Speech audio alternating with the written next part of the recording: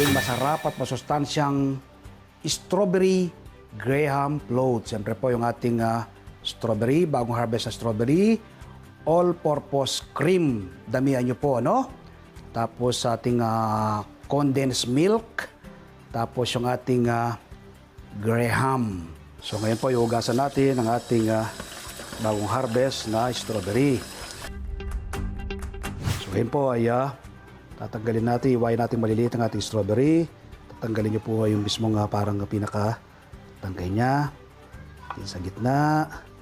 Yan, ganda po ng ating strawberry, oh. Yan.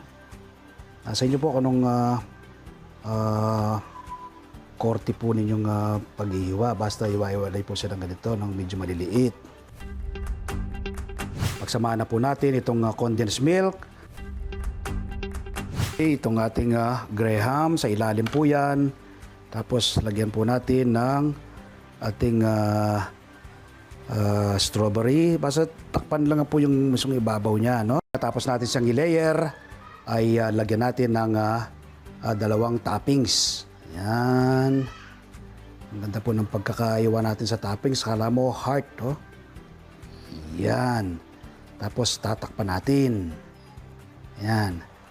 Ilalagay po ngayon natin to sa rep. Pwede nyo pong palamigin yan ng 3 to 5 hours. Pero mas masarap po yan ng magdamag.